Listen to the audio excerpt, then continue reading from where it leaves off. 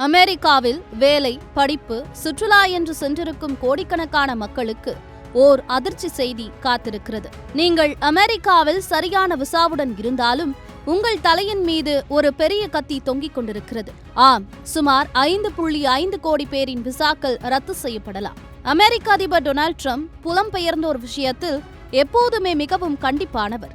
ஆனால் இந்த முறை சட்டவிரோதமாக நாட்டிற்குள் நுழைந்தவர்களை மட்டும் குறிவைக்கவில்லை. மாறாக முறையான செல்லுபடியாகும் விசா வைத்திருக்கும் 5.5 கோடி பேரின் வாழ்க்கையையே கேள்விக்குறியாக்கியிருக்கிறார்.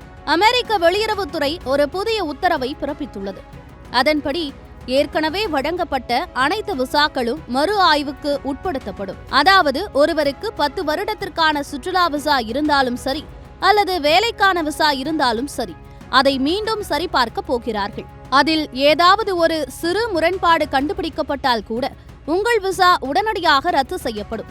நீங்கள் அப்போது அமெரிக்காவில் இருந்தால் நாடு கடத்தப்படுவீர்கள். எந்த அடிப்படையில் இந்த மாபெரும் நடவடிக்கையை எடுக்கிறார்கள்? முதலாவதாக, விசாவில் குறிப்பிட்ட காலத்தை விட அதிகமாக தங்கியிருந்தாலோ, இரண்டாவதாக ஏதாவது குற்றச்செயல்களில் ஈடுபட்டிருந்தாலோ, மூன்றாவதாக நாட்டின் பாதுகாப்புக்கு அச்சுறுத்தலாக இருப்பதாக சந்தேகம் எழுந்தாலோ அல்லது தீவிரவாத அமைப்புகளுக்கு ஆதரவு தெரிவித்திருந்தாலோ உங்கள் விசா ரத்து செய்யப்படலாம். இந்த உத்தரவு ஒரு குறிப்பிட்ட துறையை மிக மோசமாக பாதித்திருக்கிறது.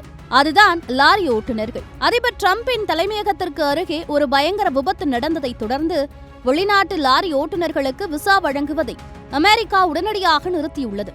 அது மட்டுமல்ல, அமெரிக்க சாலைகளில் லாரி ஓட்ட வேண்டுமென்றால் கட்டாயமாக ஆங்கிலம் பேசவும் படிக்கவும் தெரிந்திருக்க வேண்டும் என்றும் ட்ரம்ப் அரசு சட்டம் கொண்டு வந்துள்ளது. மொத்தத்தில் இந்த 5.5 கோடி விசாக்களுக்கான மறு ஆய்வு என்பது ஒரு முடிவே இல்லாத செயல்முறை போல தொடர்ந்து நடக்கப் போகிறது. இதனால் இப்போது அமெரிக்காவில் இருப்பவர்களின் விசா கூட எந்த நேரத்திலும் ரத்து செய்யப்பட்டு அவர்கள் நாடு கடத்தப்படலாம் என்ற அச்சம் உருவாகியுள்ளது.